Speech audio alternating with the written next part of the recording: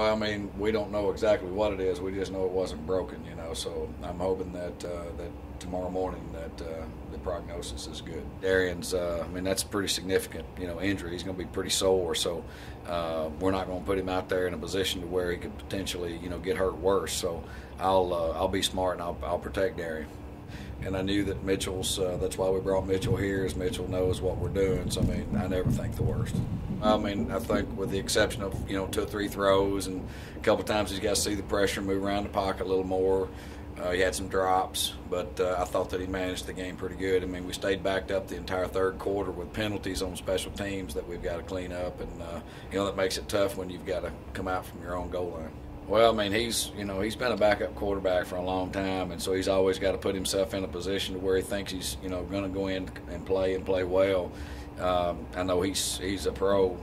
He spends a ton of time in here, sits right there and watches that video hour and hours on end, and so every time I come through, he's here watching. So I feel confident that he can do the things that we need him to do to back us up.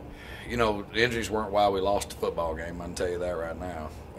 It was a tough night. I thought our coaches did a good job of juggling our people around and getting people in position so that it gave us a chance to compete and attempt to win the football game, but that wasn't the reason that we lost. We lost because we took too many penalties and special teams in the second half, kept us backed up, and then we had 2 uncovereds for touchdowns, two coverage busts for touchdowns. And anytime you do that, and again, those are the glaring mistakes. I mean, there's other mistakes that certainly we've got to correct on alignment and assignment in all 3 phases. So I don't want to just pinpoint those 2 plays, but that makes it real tough when you do those things. Well, I mean, it's just coverage bust. I mean, I bet you they feel worse than I feel, you know, because that was their responsibility.